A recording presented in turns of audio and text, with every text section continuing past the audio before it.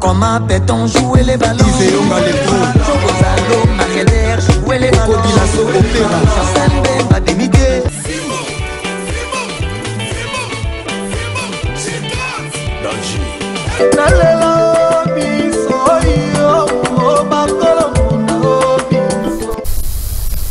Voilà, merci chers téléspectateurs, amis du savoir. Nous sommes très heureux de nous retrouver encore aujourd'hui, c'est dimanche, à laquelle on va essayer un peu de parler de beaucoup de choses à travers Kin Direct d'aujourd'hui. Surtout, nous sommes ici avec président Yvon Mundadi, l'interfédéral du parti cher à M. Eugène Diomi Ndongala. Et il n'est pas seul, il est ensemble avec le président Jean Simatadi, qui est aussi le conseiller au niveau de la coordination de l'INC. Et surtout, aujourd'hui, on va parler de beaucoup de choses. On va descendre même du côté de la Tchango pour parler de ce qui se passe au sein du marché de la liberté. C'est vrai qu'il n'y a pas longtemps, le conseiller principal des chefs de l'État était au marché de la liberté juste pour enquêter, faire un peu des enquêtes par rapport à tout ce qui s'est dit à ce qui concerne la commission qui dirige ce marché. Et n'oubliez pas, aujourd'hui, l'actualité reste dominée sur la sortie du gouvernement qui devait déjà sortir depuis le 15, mais ça prend du temps. Qu'est-ce qui bloque la sortie du gouvernement? Je pense qu'on va essayer un peu d'en parler avec nos invités qui sont sur place ici. Est-ce que M. Eugène Ndongala, il va se retrouver à travers le gouvernement ici? On en parlera à travers cette émission. Et à travers l'émission d'aujourd'hui, on va essayer un peu d'en savoir un peu plus sur l'état de santé de M. Kamere qui était malade. Je ne sais pas si jusqu'aujourd'hui, il est toujours malade. N'oubliez pas, aujourd'hui, on va essayer un peu de parler un peu de ce qui se passe au niveau de l'abattoir à Massina. Comme je l'ai toujours dit, l'abattoir transformé en kermesse. On en parlera avec le président Yvon Mundadi qui est sur place ici. D'ailleurs, il est informé de tout ça. D'abord, bonjour, chers invités. Bonjour, ambassadeur Nixon. Président Yvon, vous allez bien, je pense. Oui, je vais bien par la grâce de Dieu. Président Jean Simatadi. Merci beaucoup. Bonjour, monsieur le journaliste. Nous sommes bien portants, c'est pour ça que nous sommes retrouvés ici au plateau. Merci beaucoup. Alors, président Yvon Mundadi, comment se porte d'abord DC pour le moment? Bon, la DC se porte à merveille. Nous sommes dans la fièvre de notre gouvernement de l'Union sacrée, mais apparemment tout va bien. Tout va bien, oui. Ok, je pense que vous étiez sur terrain il n'y a pas longtemps avec... vous avez organisé une marche de santé Salongo du côté de Matongé, si je ne me trompe pas. Ça s'est limité là-bas. Quelle a été la suite? Puisque vous nous avez promis, il a fallu que ça puisse continuer jusqu'à Tchango et puis partout. Là, nous sommes en train de nous préparer en conséquence parce qu'il y a plusieurs... Vous savez, avec cette deuxième vague de Covid-19, nous nous sommes dit, bon voilà, il faut arrêter un peu pour faire certaines choses, mais là, nous sommes en train de nous préparer en conséquence pour descendre sur le terrain. Cela ne pose pas un problème, je crois, c'était au niveau de Funa, maintenant cap vers Tchango, après Tchango, Lukunga, après Lukunga, je serai aussi contraint de sillonner presque partout. Ok, tout à l'heure, là, vous avez une manifestation du côté de la Tchango. Bien sûr que oui, je vais descendre au niveau de la Tchango. Il y a une manifestation au niveau de la Tchango. Je vais recevoir au moins 50 ou 100 mamans qui... ces grandes dames veulent s'adhérer librement sans problème. Merci. Le gouvernement sort très bientôt là. Je pense que je ne sais pas, c'est pour quand d'abord. Est-ce que c'est aujourd'hui soir ou au courant de la semaine? Là, je ne sais pas. Le gouvernement se prévu aujourd'hui, mais je vois qu'il y a aussi certaines choses encore à régulariser. Ça, je ne peux pas le confirmer. Mais je sais que d'ici jeudi, le gouvernement va sortir. Est-ce que DC, vous allez vous retrouver avec le président Eugène? Ça, je ne sais pas, mais nous sommes des alliés de taille. Nous sommes des alliés de taille. Si voire même le jeune Dominanga n'est pas là, mais nous sommes DC sera représenté par une personne aussi. Mais ça, je ne peux pas le confirmer. Ok, DC sera représenté, c'est bien bon, mais est-ce que c'est possible à ce que vous puissiez un peu nous spécifier à ce qui concerne la sortie du gouvernement? Pourquoi ça a pris du temps, puisqu'on n'en parle même pas? C'était prévu à ce que ça puisse sortir depuis le 15. Vous savez que, étant donné que le gouvernement ne sort pas, tout est bloqué. Écoutez, ambassadeur Nixon, je vais vous dire une chose. il ne faut pas confondre entre l'urgence et la précipitation. Vous savez, il s'est passé beaucoup de choses dans notre pays. Nous ne pouvons pas faire quelque chose pour pleurer aux gens. Mais là, monsieur le Premier ministre Sama Lukonde est en train de se préparer en conséquence pour faire sortir un gouvernement de warriors. Notre gouvernement va répondre dans l'attente de notre peuple. Voilà, nous ne voulons pas faire des choses pour pleurer aux gens ou parce que les gens nous mettent de pression. Ça, ce n'est pas notre problème. Mais nous voulons travailler pour que le peuple congolais se retrouve. Donc, je ne vois pas pourquoi les gens peuvent dire que non, ça tarde. Ça fait plus ou moins 40 ou 41 jours pour le moment. Et le Premier ministre est en train de travailler suffisamment pour avoir un gouvernement de taille, un gouvernement qui va répondre aux besoins du peuple congolais. Voilà. Vous ne voyez pas que le fait que ça prend du temps, tout est bloqué aussi. La situation n'évolue pas. C'est comme si on est en train de tourner. Écoute, il y a une chose, j'aimerais vous dire une chose. Tout est bloqué. Moi, je ne crois pas. Et vous savez, si vous ne préparez pas quelque chose, si vous faites quelque chose dans la précipitation, vous pouvez aussi échouer. Là, le Premier ministre, il vient d'arriver, il est en train de faire son travail pour avoir un gouvernement qui doit répondre aux besoins du peuple congolais. Je ne vois pas que ça traîne. Non, non, moi je ne crois pas. C'est pour la deuxième fois. Chaque fois, avant de sortir gouvernement, le chef de l'État faut voyager. Bon, c'est pas il faut, c'est trop dur, mais il voyage. Je pense que le premier gouvernement dans le qui, je me rappelle, dans 4 heures, vous avez déjà accueilli. C'est que le gouvernement de Madelo, on vient d'apprendre que le chef de l'État n'est pas ici, il est en déplacement. Ça dit à quoi? C'est de la politique, diplomatie. Écoute, moi je ne peux pas dire que non, souvent le chef de l'État voyage avant la sortie du gouvernement. Ça, je ne peux pas le confirmer ici. Mais vous êtes au courant quand même. Je vais vous dire une chose. Il vient de voyager selon, je vais vous dire selon calendrier. Le chef de l'État, il vient de voyager. Mais dire que nous souvent, si gouvernement et l'Ingobima, il faut le chef de l'État voyager, ce sont des spéculations. Ça, je ne peux pas entrer là-dedans. Mais je vous dis, c'est pour bientôt, le gouvernement va sortir. Merci. C'est pour bientôt, le gouvernement va sortir. On ne sait pas si c'est au courant de cette semaine, mais on est en train de voir. Mais n'oubliez pas, c'est comme je l'ai dit, tout est bloqué. La situation n'est pas vraiment en bonne uniforme. Pourquoi? Puisque le gouvernement est sur place. Alors, président Jancy Matadi, vous du côté de l'INC, d'abord pour le moment, santé à Ndeko Kamere et Zandemenini, et puis position Nabino par rapport au gouvernement, c'est comment? Merci beaucoup, monsieur l'ambassadeur Nixon. Comme on est en train de dire toujours que Vital Kamere est malade, et nous cherchons des voies et moyens, comment on peut l'évacuer pour des soins appropriés. Alors, à ce qui concerne le gouvernement, nous sommes d'abord les alliés de taille de l'UDPS, donc les accords entre CACH et l'INC et l'UDPS, donc CACH, personne n'a aboli ces accords. Donc ces accords restent intacts jusqu'à présent. Mais si vous ne vous retrouvez pas à travers le gouvernement qui sort? Non, comment on ne va pas se retrouver? Nous sommes du CACH. Et CACH, c'est la vision du CACH qui a amené l'Union sacrée. Ça, c'est clair.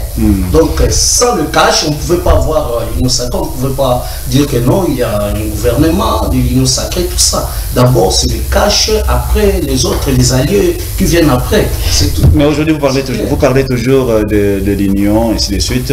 Mais on ne sent pas l'intervention, on ne sent pas l'intervention du chef de l'État par rapport à tout ce qui se passe tout autour de Vital Kamere. Il est là, comme il avait tantôt dit la fois passée, que Vital Kamere, il est toujours le pacificateur. Il aime le président, il aime son charisme, et puis il a dit qu'on attend tous que la justice puisse nous éclaircir là-dessus. En ce qui concerne le gouvernement, attendons voir la liste. Bientôt le chef du gouvernement, qui est le Premier ministre, il va sortir le gouvernement, il n'y aura pas de problème. On va voir. Merci. Si ça dépendait de moi, si ça dépendait que de moi, je pouvais même dire à ceux de l'INC d'être à côté, de voir comment les autres vont travailler. Bon, comme ça ne dépend pas de moi, Non, le problème c'est quoi? Vous savez, vous sentez que les accords ne marchent pas. Dans ces pays, hein, tout celui qui œuvre pour l'intérêt du peuple, on les met à côté. Qui œuvre pour l'intérêt du pays.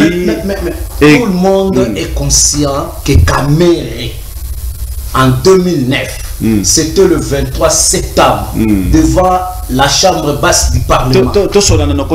Merci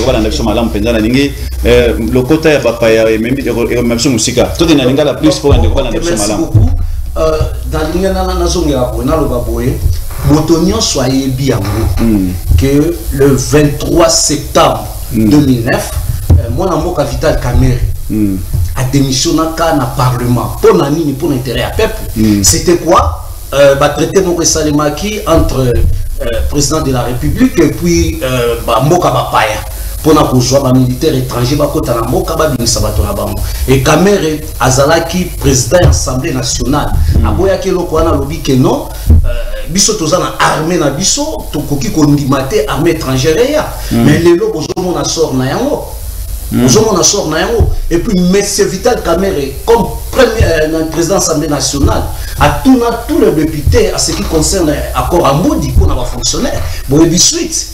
Alors, regret Nabiso et Zali était moto à Nyokamina chef de l'État, basali campagne, babani, ambassadeur na webisayo, soki tokei na bakor, toke na accord politique, il y a Union africaine, toye na compromis global, il y a 5 ans. Tu verras que ezaka kamwa changement, il y a ba français nyo sur zanenge moko, mais ba diaboliser Kamere ou comment caméléon, ceci, cela. Et là, on est continué, il ok, si Kamere a pour intérêt à la population, pourquoi tu sais que le père ne voulait pas de lui et puis il y a des bakotuna na yebisa ndeko wana azonga akene kotuna mama Marthe soki ezali na mwana mobali oyo les faits et docteur Etienne Tshisekedi abandé ko sepane mingi Kamere et Kamere président Tshisekedi père son âme ayamba Kamere aloba na eboy to bunda motona point na e après to ko sangana ndeko Tshisekedi wa mulumba atikala ko ina Kamere te ayamba e batuna mama Marthe Azali présente. Merci beaucoup. Je pense que c'est Torazon Gelayo. Membre le besoin moi mingi, les ya INC, on va essayer un peu d'en parler. Président Yvon, je pense tous vous êtes des alliés de l'UDPS. La question que moi j'aimerais un peu savoir aujourd'hui, si les gouvernements sortaient et que les alliés de l'UDPS tous ne se retrouvent pas, qu'est-ce que vous allez faire? Merci beaucoup, ambassadeur Dixon. J'aimerais juste rectifier une chose. À propos de Gonama Outikoloba, il ne faut pas qu'on confonde entre alliés, il y a taille et alliés à UDPS. Parce que surtout le des alliés de taille. Tu as remarqué que dans les alliés de taille, ils ont des critères préalables. Cela veut dire quoi? La démocratie chrétienne, basa alliés de taille et à UDPS. Pourquoi? Alliés de taille, c'est-à-dire? C'est-à-dire, Guillaume Ndonga a sacrifié des monuments avant d'être dans cet hémicycle au détriment il y a parole pour Etienne Tshisekedi Wamolumba a pesé comme mot d'ordre. Aboy ko touché, aboy non surtout à cause de yango. Alors que c'est de DNC bah est capable d'être à ça c'est un. De deux, koloba que non Etienne Tshisekedi dans la qui ko sepela mingi na Vital Kamere il sait que non vanda mutana mutabu na côté na. Je ne crois pas d'information là parce que moi je crois que dans la qui mon ko ya ba pionnier ba evre mingi pembeni ya famille wana. Mais oui, nous nous sommes retrouvés surtout comme balier détail. Si nous voulons regarder l'accord, on a un principe. Cela veut dire quoi? Là, j'ose croire que dans le moment où nous ne voulons pas faire de choses pour tout ces pays sabato. L'INC, je ne parle pas dans Congo Bango, mais je parle au nom de la démocratie chrétienne. Ce qui est le seul que le gouvernement bimé se retrouvé dans la carte gouvernement. Pas de problème. Parce que Biso Tozo est vrai pour le bénéfice de Biso. Nous voulons assez que le peuple congolais va se retrouver dans le gouvernement Oyo. Cela veut dire quoi? Bah, la qui nous surtout, moi, faiblesse sur place, donc va se retrouver. Au moins, les lots, ils en ont fièvre, vraiment que tout le monde a dit qu'on s'est retrouvé. Mais les gens, ils ont compté sur le peuple congolais, sur souci na bangote. Balingi, bango va se retrouver. Ceux qui vont se retrouver, je vais pas poste ministériel, belé, par rapport à nous. Parce que ma parti politique, na bango, na ba dirigeant, na bango va se retrouver. Alors, biso na kata démocratie chrétienne, tout ça dans ma camonate. Tolingi de l'eau sociale à peuple congolais.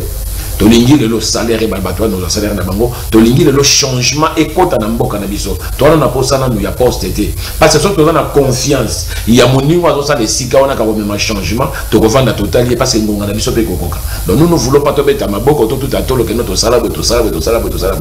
Et une chose on a rappelé sur son décon na fani mo panzi na ngai. Ne koya nse.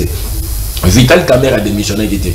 Alors qui content pour démissionner pour Basenga qui a démissionné. C'est qu'il y avait quelque chose là-dedans pour qu'il ait démissionné. Vous comprenez. Donc voilà, surtout dans la bêta de Iketo Megakolo, bah moi bossé Merci. Président Jean, si vous avez quelque chose à dire là-dessus. Oui, merci beaucoup. Ce qui n'a causé là et pas yande konanga Yvon, koyebise boy. Vital Kamerhe a démissionné pour Azalaki contraité. Vital Kamerhe a démissionné pour aboya qui ko retirer ma parole au Yalobaki.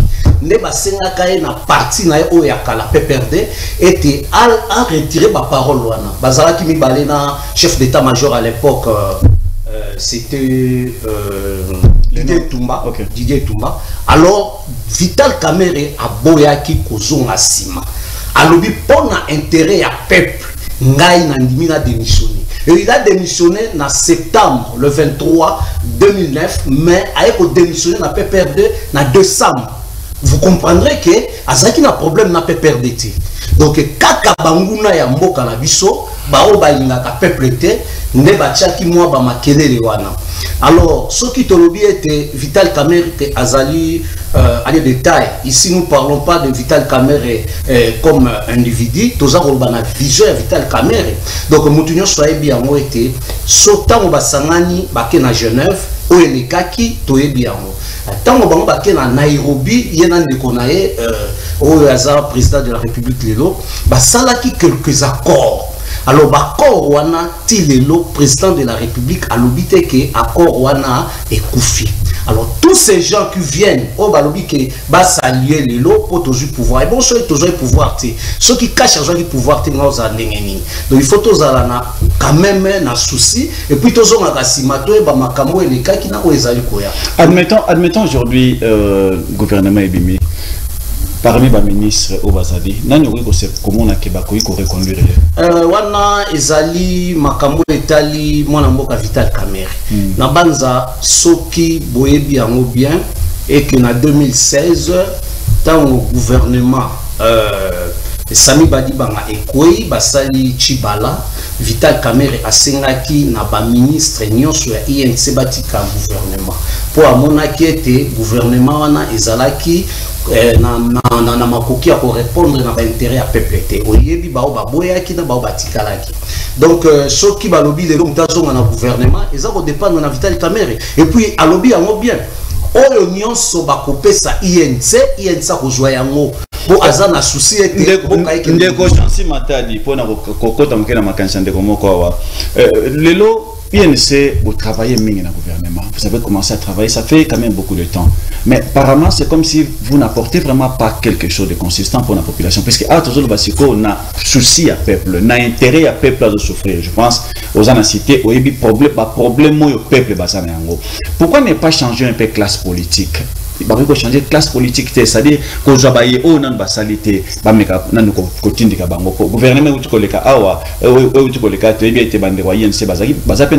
mais c'est comme si on ne les a pas vraiment sentis. Pourquoi ne pas changer de classe politique, monsieur? Merci, Ndeko ambassadeur, Namakanisi Ndeko Ana. Il faut que Bakaete, Moka etambolaka na vision ya chef de l'État. Oyo basali ba définir politique ensemble na premier ministre. Alors ce qui premier ministre apesi misala et pas ya ministre va répondre na misala wana. Okoyi ko take ministre était que non pona nini asali na secteur boete. Na banza oyebi ete INC azalaki na budget. Ce qui okei lelo na budget okomona eke ba changer makambo mwa mingi na budget. Ndeko jolino makelele na média okomona mbongo ye akotisa nanu batika kokotisa yango na médiatique wana olingo ba makambo pona mamatente non nazolo ba makambo tente nazolo ba impoko esengeli ba média efuta ndeko Jolino asali ke efutama soki toke na Estache ndeko Estache azana azaki na hydro électrique ressources électriques okomona ete basali misala ndeko Bili Kambale aleli awa na banza bolanda ke bino nyonso alobi ke azalaki na 2500 hectares ya kosala po ba jeune ba kende kosala bilanga mais sur ça asali ka 25 000 il n'y avait pas de moyens na banza. Mais vous êtes des alliés pour nazo ngamba me pa ya président Yvon Mondadi. Vous êtes des alliés avec l'IDPS. Mais qu'est-ce qui fait que le même Jolino Makelele IDPS balingi était balingi même concenture était. Non, nazo est-ce que vous êtes des alliés? Oui, nazo lobelo ko moko wa o nyo swalingaka intérêt à peuple en tout cas babulisaka. Là vous voulez dire que l'IDPS bazan intérêt peuple. Totika ko diaboliser batu. Totika Jolino Makelele azalaki porte-parole ya gouvernement. Azalaki porte-ministre ya média, porte-parole au gouvernement. Bato baza ko confondre eloko mwana mboka menda bandaki ko sala koloba wana ke Jolino alobi yango. Non, Jolino abandaki kaka koloba oyo gouvernement esengi aloba. Soki conseil des ministres ezate, gouvernement pese maloba te akoloba nini? Merci. Président Yvon Mondadi. Qu'est-ce qui bloquait le gouvernement pour Ebima? Ça c'est un. Deuxièmement, tous vous êtes des alliés de l'IDP, de l'IDPS. Mais apparemment, on sent comme si Bozan a moi la divergence au Binomoko. On dirait qu'il y a entre vous et Qu'est-ce qui se passe? Merci ambassadeur Nixon. Au moni ce qui Bozan a kati il faut n'amboko yoto longolana no ba mot accord. Il y a des accords par-ci par-là. Tant l'accord en Goé Salamaki, je crois en gagnant de cogéantie, tu as quitté.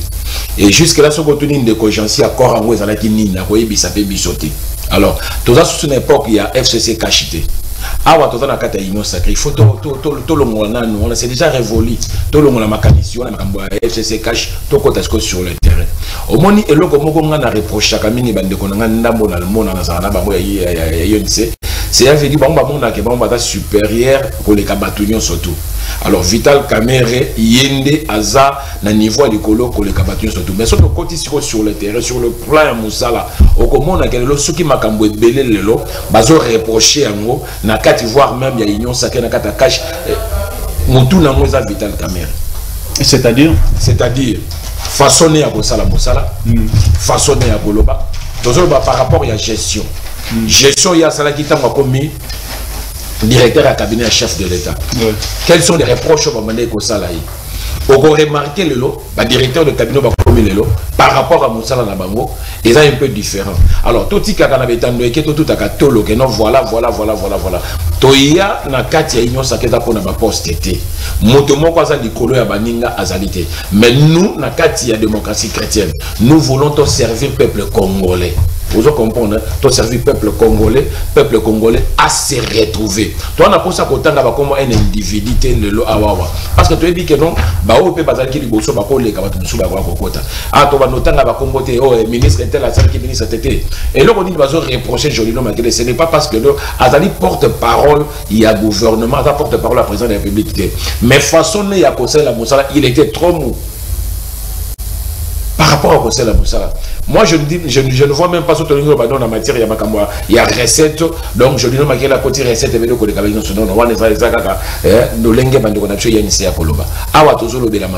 voulons le gouvernement union sacrée Zobima, qu'est-ce que nous devons faire? Et là, on a Simba qui était na FCC cash, au retour, mais mango na kata union sacrée.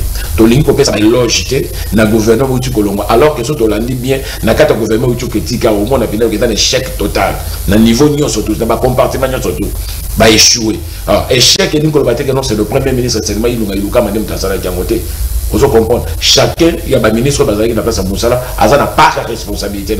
Donc par la responsabilité, il ne faut pas tous les gens qui ont gouvernement Zobima, parlons, il y a un gouvernement union sacrée, donnons des idées à Malamou, et là on dit qu'on peut apporter comme idée, il y a malamu initiative, malamu gouvernement kozwa. Et si nous revenons seulement pour Vital Caméra, non, s'il y a une personne acharnement contre par rapport à Nîmes, les lorsque se retrouver pas sur la base reprocher Nîmes. Voilà, tout est justice, à Kenangoti Nasuka, Sokaza innocent, va libérer. Mais que pensez-vous, les gouvernements sont aujourd'hui, on se retrouve qu'avec le même personne au bas travailler qui va jouer les sous le gouvernement. En fait, il y a une chose de connexion. Pour ça, il y a parce que vous venez de dire que le gouvernement Oyo te senti quand même que chèque est total. C'est ce que vous venez de dire. Écoute, il y a une chose. La même personne, s'il va jouer les sous. De connexion. La ligne Kolobaboy. Gouvernement et oui, par rapport à la méthode, méthodologie à Moussala ou Baopé Sabango. Tout à qui na gouvernement ou les gouvernement est plein. Il y a impunité. Chacun encore ça la makamune encore ça mais les lignes de conduite les avanaté na kati ya union sacrée il faut monter ça la pour peuple se retrouver monter oui cause la moto donc tous en de ko jansi nenga zalia abana au travail mais na kati na la compétence ala na valeur wa zana yango et ni ko le battre sur ka sala ki kuna ka soto monia ba kozala ka nenga sala ki kuna non ce n'est pas ça. On se comprend. Ligne de conduite ni nango, gouvernement semble le compte de Kozwa par rapport au peuple congolais. C'est ça le problème. Ce n'est pas un individu. Un individu a une valeur, il suffirait, il y a booster, il y a ces lignes de conduite. Nous voulons ça,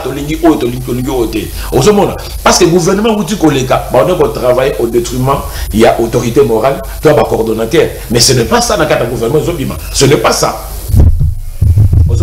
Donc nous ne voulons pas ici exclure par rapport à haine, tu as un problème de côté, tu as pour ça pour se retrouver et dans la tel X ou bien Y à se retrouver à travailler pour le peuple congolais.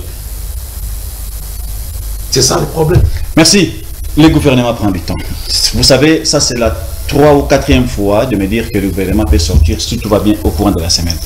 C'est ce qui se dit, même dans les réseaux sociaux, les gens disent de n'importe quoi par rapport à sortir le gouvernement, tandis que les gouvernements ne sortent toujours pas.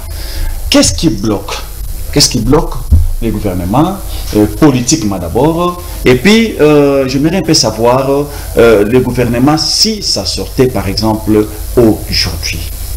Dans l'hypothèse, il y a FCC. Est-ce qu'ils vont se retrouver par rapport au retard ou pas?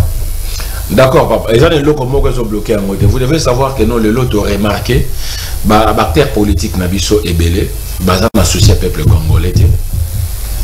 Basant un souci, il n'y a pas poste na bango. Parce que, en principe, le gouvernement est pas de Robima. Et vous remarquez, dans El Monko, basant un poste à autant de postes ministériels. De l'autre côté, bien que ça, mon mercenaire. De l'autre côté, banani. Non, non, je ne vais pas. Ça, je ne sais pas mon problème. On a posé en compte la polémique. Donc, vous remarquez que non, le chef de l'État attendre bon Dieu sur le boko. Yaka Tovanda, tout ça, le gouvernement, le peuple congolais. Les gens croient pouvoir que Sami Kolonde, son excellence Antoine Félix Tshilombo n'a échec. Alors que l'autre comprendre que non, bactère politique et belé ban associé à peuple congolais. Même au bandé Kolobake tout ça beaucoup de peuple congolais, ban associé à peuple congolais.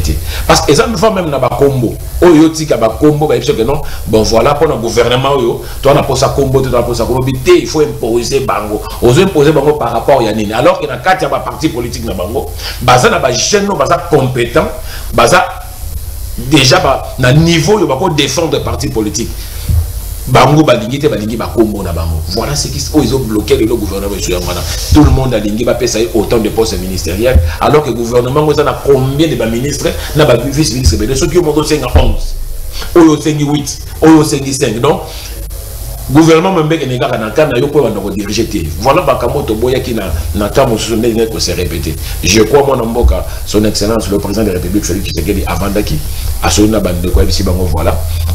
Et ça la bino de photos à la gouvernement de façon qui répondre à critères au peuple congolais. Vous ne voyez pas que plateforme na bino déposé pour créer moi désordre puisque tant le lobby de Kambuya na autant na autant automatiquement, on va se référer par rapport à ce qui se passe au sein de l'UDPS, puisque aujourd'hui, nous avons remarqué que c'est l'UDPS qui a amené plus de gens dans la proposition, il y a gouvernement, il y a Premier ministre, et d'ailleurs, il y a 82 personnes pour passer à la choix. Maintenant, on a fait le choix, on a retenu, je ne sais pas si c'est 20 ou 12 comme ça, on a une information par rapport à ça. Vous ne voyez pas que totalement, on dirait bien vous allez comme des mois des ordres, il y a Premier ministre. Ndeko Nixon ezalité que non bato même rebi na bandana no l'UDPS a bandaki na 130 batu bakiti ba comme na 80 c'est pas trop. Toto kene malam. Mais le choix ce n'est pas le président il y a eu de peste comme dans Salango. Le choix c'est le président de la République. Vous pouvez amener 400 noms. Vous pouvez amener 500 noms.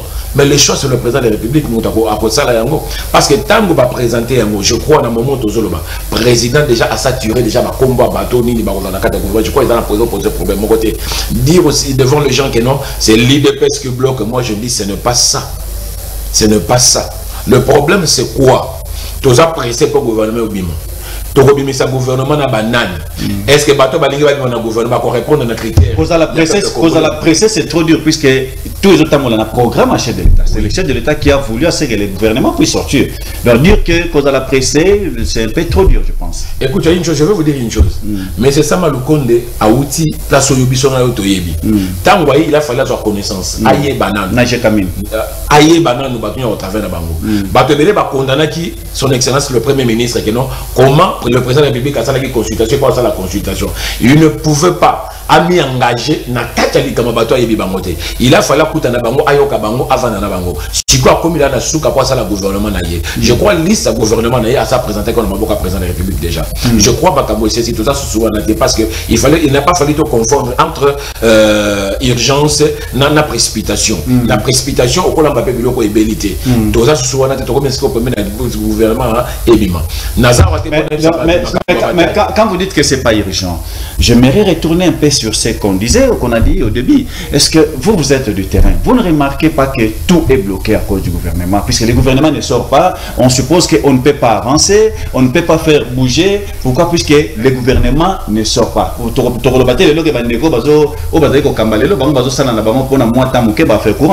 Mais tout est bloqué, vous ne remarquez pas. De connexion dans la tête pour nous repérer sur l'exemple belé. Mais nous avons sur l'exemple moko. Oui.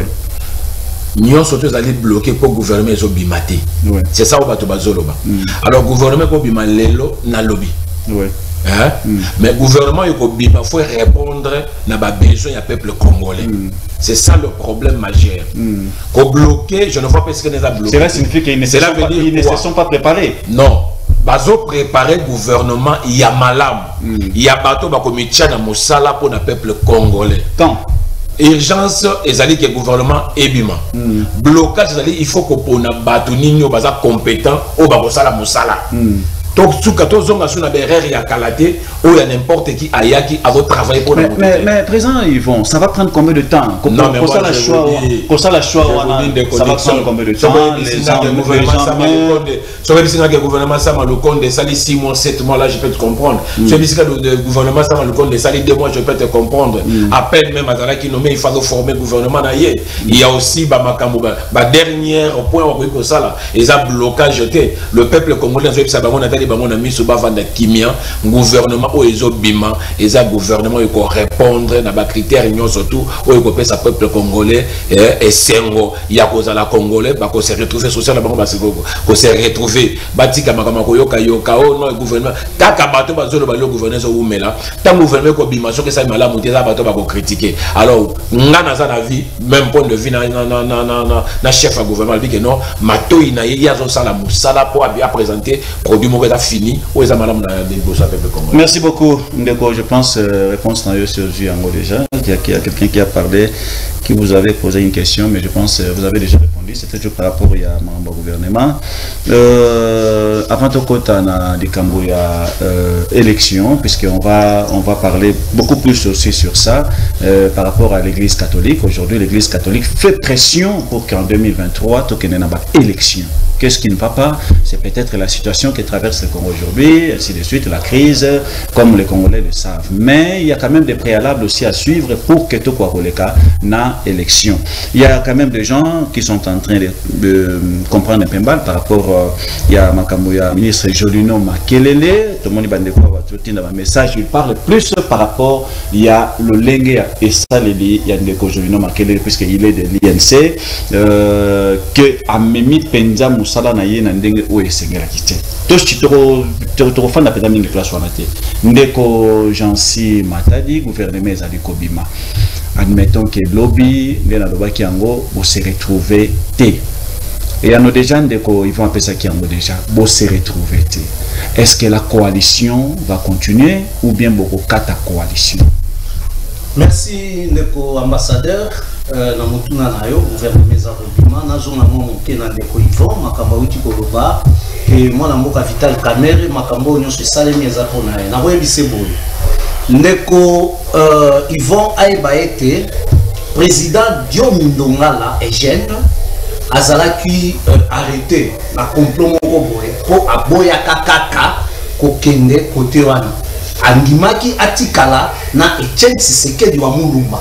Donc azalaki na ka ya pep ayebi eloko balukela Diomi Ndongala.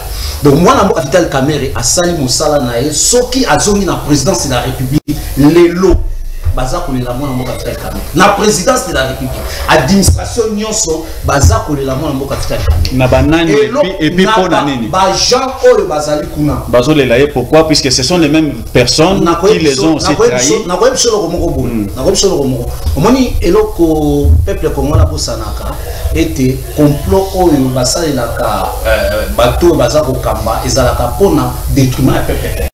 Oui. Moi, je suis Vital Kamerhe, lelo na banza bolandi maison Carmol et Sika Oyo Sami Bo asala commande et là on na za koloba. Oui. Bozolanda aza ko funda gouvernement bientôt là pour atika déjà lettre na présidence et puis na et pas le premier ministre. Ba joie qu'il lettre maison ne asali commande na enyo ça salaki et puis baza ko réclamer ba emballage na bango kanami na matadi. OK, toujours na question gouvernement soki ekobima lelo to lobi INC a se retrouvé ezali choix oyo président de la République amoni pour INC azana 18 députés azana droit de se retrouver. Moi na mboka ivoire lobi que non problème ezake bato bauti ezali que tant le président de la République atani loboko bato baye ba oyo baye est-ce que bazali na esprit to motema ya malamu ya kosalisa peuple congolais po to bandi déjà komona bango o ngana kozwa boye ngana lingi boye tokei et pas bande kona biso ya pepper de mosaïque balobi ava ba pesa liste faut bazwa baye ba kota na bango ce n'est que normal bayebi kota na bango bayebi ba portefeuille ba kozwa ba lukana nyaza compétent ya kotia place wana mais bino bozo wela ba kota biso INC atikali ko wela likamba ko wela ba kota je vis ça chez Bahati et Steve Bikai et ainsi de suite l'intérêt de la population maintenant. Écoute mon frère tolanda bien tant au cash FCC bazalaki na coalition ba pesi cash 23 ministères INC joue 8 na balie na ye IDP satika na 15 na balie na ye il n'y avait pas de problème basalaki mosala mais ba oyo bazo ba ye ndenge ozuti koloba wana yo moka ko pesa yango est-ce que bato ba ko win entre Steve Bikai d'ailleurs bozolanda na ba média na Bahati bozolanda yango na ba média ndenge nini kuna ndongwa nezali. Est-ce que Batouana vraiment besoin d'un souci à kobongisa social à peuple, besoin d'un souci à kobongisa vie à peuple. To banda ko ya basoda na ba police ba nebo bazwa bo sacrifier mbongo wana ekende pamba pona ko luka ko neutraliser to ko anéantir moto. Président Jansi poto to joata on place en conclusion, qu'est-ce que vous aimez, qu'est-ce que vous proposez en conclusion pour la fois passée, j'avais dit que le président de la République yende a rendre compte le 23 octobre 2023. na population. Au rendre compte, c'est-à-dire? Donc, yende a kolobake na bopesa kinga mandat il y a 5 ans, na sali 5 ans na ngai, tala bosala ndenge na sali eke malamu to ekei. Yango bino bozali kozela. Biso tolobi bo. Bino bozo c'est la président de la République. Président de la République yemoko nde a rendre compte. Donc, yende a kozwa makamonyo là on va dire que l'INC Botiège président de la République, Botiège le président de la République piège. Non, en 2023 a échoué peut-être. Nous sommes des alliés. Biso tondima président de la République natango ya passe. Biso INC andima natango ya passe. Bakei campagne Hollanda. Place mususu boke bata sécurité batikali balobiso iboko kende kokufa bino moko kende kokufa. Bango bandima. Basala o esengela to basala toujours pouvoir tous en intérêt à retirer les PHT. Et d'ailleurs moi na mboka Vital Kamerhe aloba boy échec ya Félix Antoine Tshisekedi eza échec na ngai, échec ya IDPS eza échec ya INC. Donc tous en intérêt à retirer PHT.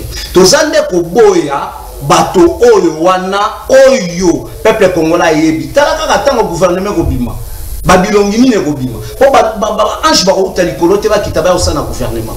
Est-ce que bato wana vraiment babongwani lolenge babandai koyembela Joseph Kabila lolenge babandai koyembela Joseph Kabila boyebi bango déjà bakimite bakoyeba za koyembela sikoyo mwana mboka Félix Antoine Tshisekedi. Donc total gouvernement bima sama lukonda en tout cas bonne chance azali motoyo asala pe déjà na gouvernement ndenge mwana mboka ivoire lobi que non ayebi na no bato tete mingi pe asala na bango ayebi et baati pe asala ki déjà consultation comme formateur asala la consultation na ye makamonyo sezala ki déjà na mesa tozela gouvernement bima d'ici là pour nengozo ba blocage na kopesa mwana mboka Yvon exemple moko Léopard il fallait que nekobeta mombongo moye bima attend ezala ki te foi les quartiers que na IGF tout ça banini ya aye ba yango que moi blocage ezali au peuple azali kolé. Merci beaucoup ndeko Yvon photo le kana étape mususu pona étape oyo teno tozali à liboso au lobby ni par rapport à my président Jansi non nalinga lo bale na lobby te na retraité mais na zolo bane na lobby na ngai te que non ndeko sama lukonda yebi batu tete na loba ki ndimona te na bi avandi na bango te pour comprendre batu bele parce que ndeko sama lukonda dai na gouvernement o ya démissionnaki parce que ndeko sama lukonda démissionnaki pour monaki makambo za malamu mingi te na période ya 3e penalty vous comprendre a démissionnaki mais ce qui tozongi sima mais ndeko Vital Kamerhe grana bandeko na bavandaki babete maboye pa yembela ki na ngambo mosusuti ayemba ki azala ki na bango. Moi je peux vous dire date Léona Mokolo ndeko Vital Kamerhe ou asasaki papa Etienne Tshisekedi wa Mulumba assassin na télévision lobby n'importe quoi afinga ki libota na bazal to ngengeni nango mais na sima mikolo ayeko se retrouver pe na kata libota wana soka yebite akota ki na archive va comprendre que non ndeko Vital Kamerhe asana conférence pour que non une pèse va bateau va na niveau te ba kotira ko quantité na zana nango akona ba média monango mais na sima mikolo ki ba propos wana ko par rapport il y a classe politique na famille politique quoi ça va qui nango mais na sima mikolo tango ayeko se retrouver na son excellence Félix Tshisekedi. Donc cela veut dire quoi? Tout le bamakambo ya ba diale loté mais nous sommes sur le terrain. Qu'est-ce que nous voulons sur le terrain makambo salam? Soki makambo ebela zo pesa ba loge wana nga loba. Soki lelo vraiment na kata présidence. Bazo réclamer pena Vital Kamerhe par rapport à la gestion na ye. Moi je suis comme naza vraiment naza confondu na makambo ebele. Biso même na télévision tourner ko vendre. On a beré rebelle. Lelo comme on n'a jamais cortège à chef de l'État ba télémission ngo pa ya directeur de cabinet pour consoler chef de l'État acha muto sur la naye lelo tozo mona bato ebele ko futa mana mona makambo ebele makambo le kana kati kuna yeba na religieux sauté or n'importe ya Vital Kamerhe secret za la guide de la présidence même ceux qui président ba kandié photo pamba azo sur la muto foi ba no malibanda lelo zo mona makambo les religieux sauté ceux qui za na muto mona présidence lelo a se pela lelo pour Vital Kamerhe zo nga za la directeur de cabinet na kata gestion na présidence moi on est engagé kakaye mais moi je ne crois pas. Mais tout l'obité que Vital Kamerhe, c'est un grand bosseur. C'est un intellectuel en Mboka Nabiso. Aza moko, il y a papa oyo, joie Pierre, Tché, pour un changement ya Mboka oyo. Oui, Aza, na malamone, Aza pena mabena ye, tozo condamné yete. Mais sur le plan, il y a gestion. par rapport à Mikolo ya Vandaki. Oh, ngana kono bakena betele maboko tanga dans l'équipe président ya Assemblée nationale, il a bien travaillé, mais avec contraire pour démission pour na kata famille politique ba trouver que dans sous place madame te pona kozala wana balukela qui est problème et akoma ke sika wana démission de mutaki pas na yete et utaki nde pas ya famille politique ne ba ça que non il faut démissionner so démissionner au sala avec contraire pour démissionner les autres kutana na kati ya cash mais na cash et nous que non pour battre la campagne dans tout le monde passe non qu'est-ce qui a fait que non bango surtout ba osanga na pas ça la cash ba yebi yango mais le INC a na défaut mo ya ko tout aka tolo bisoto sala boy bisoto sala on dirait politique yo son excellence Félix Antoine Tshisekedi tu l'emboisa na yango et uta pa ya caméra non parce que bah pense déjà Félix avait quoi assumer par rapport à ma responsabilité naïe Vital Kamerhe a dans la carte il y a gouvernement Félix avait dans la carte à l'opposition oh Vital Kamerhe est en opposition na sima na biso ne va on autant qui dans l'opposition ça la boyer et ça la boto tangisi yango le loi za muto azali bravo merci. Je pense que toujours les candidates Moussoussou, rapidement, je dis merci à président Rachidi Koupa qui nous suit depuis Paris, comme lui-même aime qu'on l'appelle, le président de tous les présidiums.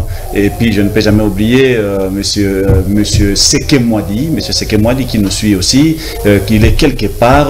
Et puis merci aussi à Excellence Jonathan Bialoussouka aussi qui nous suit. Et je ne peux jamais oublier de dire merci aussi à monsieur Simplice Bata. Lui, il est à Brazzaville, il est en train de nous suivre. Merci beaucoup.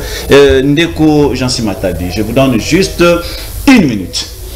Votre réaction seulement par rapport à Makambo Ndeko Yvan Outikoloba. Avant tout le caneteni moko ya Tinaming Soukoleka, l'Église catholique aujourd'hui réclame les élections en 2023. Vous avez une minute. Merci beaucoup. Puisque j'avais senti que tu avais besoin de dire un mot. Ndeko Yvan Asalina Passi. Nayoki passe dans mon thème. Soki akotinda biso na archive oyo Vital Kamerhe asali point de presse alobiete IDPS eza bato batangite bato baidelo côté ba kozwa pouvoir te akomemela biso ya mopo Vital Kamerhe abanda kokende pa ya fait président Etienne Tshisekedi depuis 2006 na banza boyebi ke Vital Kamerhe oyebi pe que fait Etienne Tshisekedi abanda ko boya yambaye mais peut-être sur oyebi yango Nalobi, là, quand même, vous êtes aussi informé. Mais le Congolais a dit qu'on diabolisait mon inganaï. Vital Kamerhe a eu pouvoir en 2001. Oyebi ke atamboli ko lukabato nyonso oyo babima ya libana mboka ba politicien pour ba osana yoyebi yangote ke na PPRD elukela ka moi problème. Jusqu'à ce que à comment et pas ya bateau PPRD bana ko lingate toza pona ba éloge te na lobika na ndeko Yvon ke aeba Vital Kamerhe na présidence de la République Sokatuni penda bateau bazosa na présidence ba koyemisaye soki makambo bana ko bimalibanda Vital Kamerhe azalaki directeur ya communication ya presse présidentielle. Il faut et puis il faut mais vous rendez compte aussi que Vital Kamerhe faisait presque tout. Je ne sais pas si vous non. Dans ma lobby que cortège est non président l'inga di manastad de Vital Kamerhe a lobby Kamerhe azalaki lokola nekonaye azalaki allié naye to confondre te Vital Kamerhe azalaka allié à président Félix Antoine Tshisekedi depuis Nairobi. Azalaki allié. Merci beaucoup. Merci. Tous les canadiens c'est très important. Aujourd'hui, il y a l'Église catholique qui réclame les élections en 2023. Selon l'Église catholique, c'est vraiment urgent à ce que Tokenena ba élection. Président Yvon, qu'est-ce que vous en dites? Mais ndeko omoni motuna no pesinga na posa koseka. Pourquoi kaka église catholique ndé il faut bango ba réclamer l'élection faut ezalaka na 2023. Na lingi na poser bandeko ebele question. Omoni bakendaka na élection pour ne sengo ken élection té. Élection ba préparaka yango. Élection ezala ba préalable na ba condition o ba memela kayango. Élection basala moka pona sentiment te. Nani muto ebisi bandeko ya biso ya Senko bandeko catholique que le président de la République a la posa ko sali élection te. Pourquoi cet acharnement oyo Pourquoi Makamboy? Moi je trouve que peut-être à un agenda caché, na simana yango. Parce que le loyo, Tomi Touna nous tourne ndenge tozaliao. Donc tozo que l'élection en 2023. To que ndeka na carte électeur au bande kobatikaki. To que ndeka na élection na ba condition o etikalaki. To éviter combien de morts au Salamaki na Beni et Salamaki na to type comme ça la élection tu connais et l'équipe est dans ba condition ça faut pas oublier yoka et Salamaki na Aru et Salamaki na Beni bato ba kufi to éviter to yebe loko mon côté donc aucune élection. Pourquoi tous nous presser de deux tous en 2021 pourquoi 4 vers 2023 déjà alors que tous en ba kombo belé otoko sa na mboka oyo ndeko chansi tel qu'avant d'azolanda ngai mboko tona na souci soki ba de quoi senko baza vraiment église ya solo bakoluka bachana no kimia na ba dirigeant acteur politique ya mboka oyo. Cela veut dire quoi? Matato ekoza la entre ndeko Bahati na ndeko Steve bakei balobi que non boza bandeko to vanda pour peuple congolais à se retrouver. Matato ekoza la entre le président de la République na ndeko Fayulu na Muzito na bato mususu bavandi balobi non soki bosala kapena pona mboko yo bo vanda to di même table bosanga na po mboko ekende malamu. Église ezalaka au milieu du village. Église ezesiko bato baka ko chakimia mais soki église et komi moko ya ba instrument ko chazizani na ko pelisa moto na kati ya classe politique na biso et comme grave. Est-ce que vous avez peur par rapport à ça ou encore ça vous dérange? Tozo banga nini pe eloko ni zo déranger biso. Tozo banga eloko te eloko pe moko zo déranger biso te. Mais na mona ina tuna nana ngo apesa église catholique monopole wana privilège on a besoin ngo wapi bango ba koma ba décider ya koleka na télévision ya koloba ya koza ba décision pour na mboka. Yo bien lelo. Non, naïbiango le loté. Je crois que tout le sima, on a des discours, il y a fait le monde, pas même ministre, le monde, boya qui ango. Abaki église catholique pas s'ingérer les sources de la macama politique, t'es pour établir mangoté. Oso comprendre. Ou bien, bah un agenda caché mon corps, obligé de se y battre. Na sima na yango. So que ça église, pendant telle que ça église, il faut ba vendre ba sangi sa ba classe politique. Ba isa ba bon voilà pour le hôtel et le hôtel. Bino faut bo sanga na poto kende tel. Oh le église et comment déjà pour préparer déjà ba candidat na bango pour va se retrouver. On est comme commerce. Admettons aujourd'hui token élection en 2023. Est-ce que vous êtes prêts? Mais de connexion, moi je ne vois même pas dans 2023 sur quelle élection on va battre le président de la République à battre et à jouer l'élection. À moins que Bassa la Soki Nango Azana été toujours bangé comme côté. Mais le condé toujours boya acharnement. Pourquoi Bassa précis? Pourquoi? Oui, vous ne voyez pas que Bazo respecter la constitution. La constitution dit quoi? 5 ans après, on doit organiser l'élection.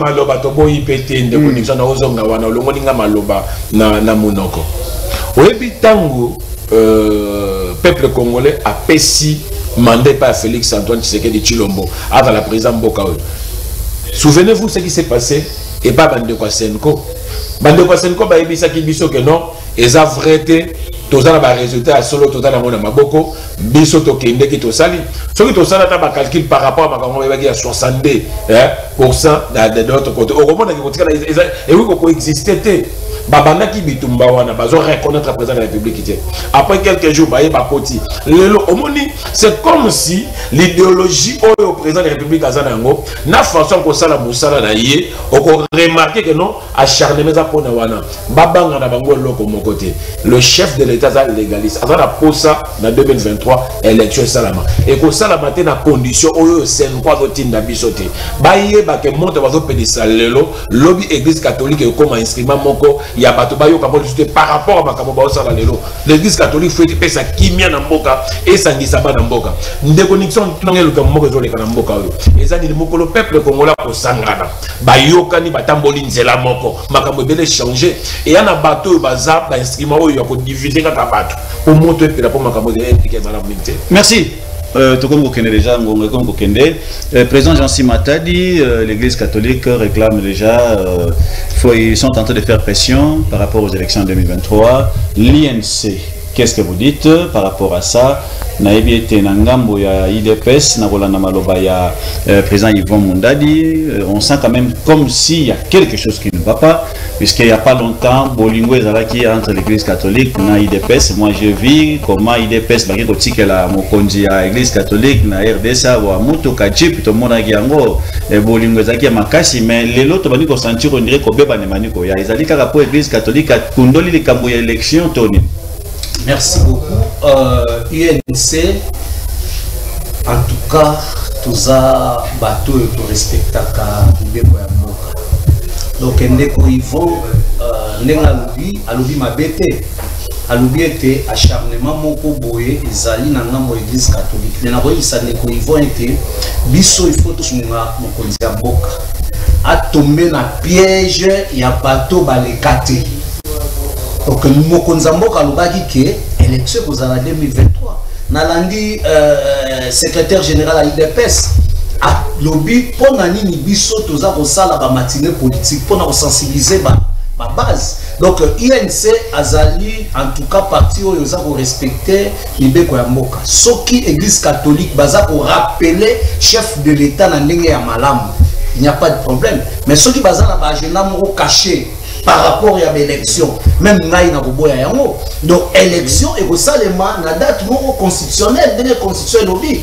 Et ils ont rappelé ceux qui banini ba comme candidat président de la République, candidat à Seni, candidat boye non. Donc base à la calme. Mokonzi ya Mboka, Antoine Félix Tshisekedi Tshilombo, Alobaki était, il y aura les élections en 2023. Et pour ça, les mabas à la calme, le problème est athée. Merci beaucoup. Tozana ba dossier mi balé, monsieur Yatina Mingi, dossier Bati et Steve Mbikai. Vous avez un mot à dire là-dessus ou bien moi analyse à ça par rapport à ça? Oui, bien sûr que oui. Tokozanga monte. Oebi. Eza pasi mingi, eza mawa mingi par rapport ya makambo comme koleka lelo na betando ike. Ndeko Steve Mbikai il faut yeba eloko moko auti wapi pe azokende wapi. Biloko wana ce sont des choses oyo il faut salama entre ba bureau na bango. Ce qui est comme koleka na betando ike ndeko Jansi, c'est que comme ndeko Steve Mbikai ayaki pona ba poste azongi nakati ya AFDC officiellement devant les gens. Il faut premièrement apprécier biso na respect ya autorité morale à partir na bango.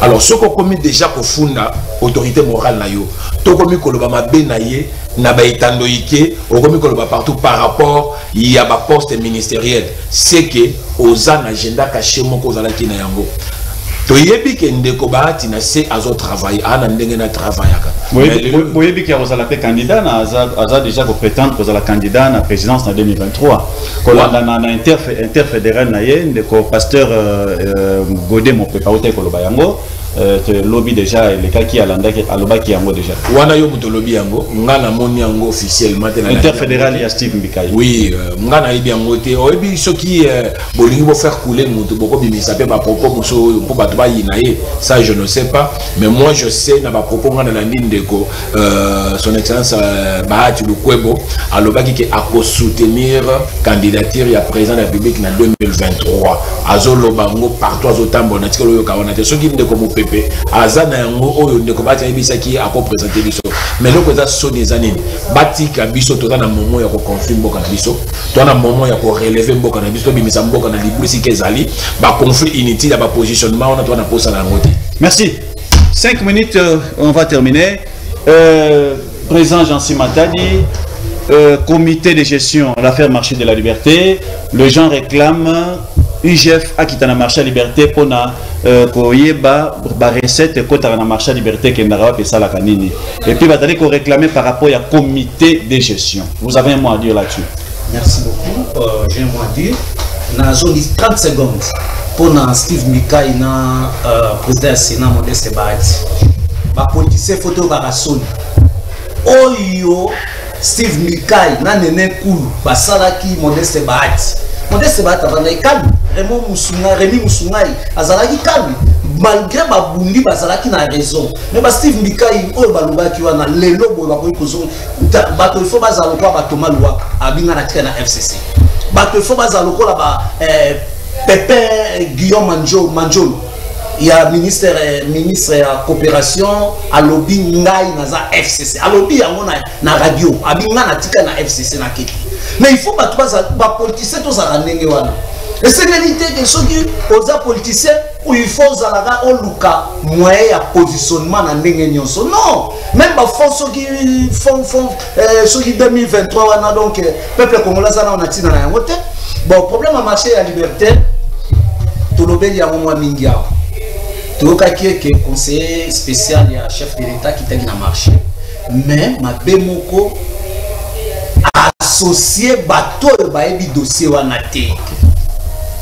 Batamboussier na bitala. Donc batamboussier. Oui, ils bafoulou et zasima ya marché de la liberté. Batamboussier et sika oyo bango bamona ko sokola to ko peto. Oh, ils sont marché oui.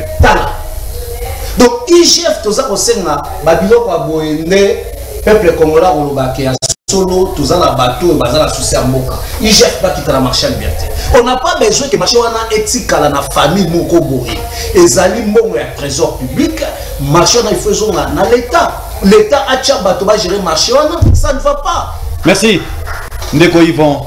Bandero bafuta kambonga célébrité chaque jour. Marché liberté trop sale. Kitoko na on est banani bosso na simaso koi na banjo le cas aujourd'hui au kaza le kakuna. Ce que vous avez vu, qu'est-ce que vous souhaitez pour un comité de gestion? Ndeko Nixon oyebi tenaza moko ya balida d'opinion na chango. Na lingaki na kindenga moko na mona na miso na ngaba bete na ngali solote. Na kota ki na monaki. Est-ce que oyebi que marché de la liberté so pesa peuple congolais malade. Salité et l'équipe. Bandeko bafutaka 300 francs chaque jour pour longola ba salité na bango. Bafutaka courant na mal. Mais basala ka ba 2 mois ba na courant te bazana malité. Bazana droit ya kolobate. Je pose la question aujourd'hui. Na ba konza mboka na biso. Marché ya liberté. Eza bien privé ya famille moko, to eza ya l'état congolais.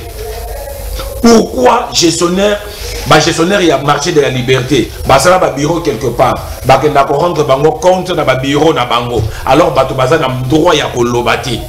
Est-ce que na tout bateau baza na marché de la liberté, bah lobby que non, bah transport il y a bateau rocha ba carburant, c'est plus ou moins 500 000 francs congolais par narcotique pour bateau bacha transport il faut y a ba carburant. Je me pose la question, mutu kamengeli nango, faut la rocha carburant 500 000 pour osillonner pendant micolonion surtout non, IGF asuka kaka na bengisaka bandeko kiabula na Lubumbashi te asuka kaka na bandeko na biso ba bazaki na ngamba wili ba kongate asuka na makabuso marché de la liberté et quand ça moko faut ba quitter sur le terrain ba gestion wana banda mikolo ba banda ti lelo basala musala nini alors ba gestionnaire baza wana baza bato yo il faut ba kangama ba longa wana Ndeko Nixon oyebi ke za bandeko yo ba réclamant juste ba droit na bango ba longwa musala jusqu'à la indemnité de sortie na bango ba zoati.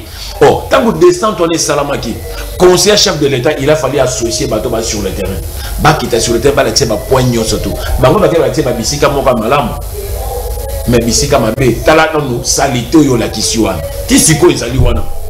Bon, yo ke kutu musika ka nzela ya kokota nango na première porte koto kokota côté ya muto modi kembe.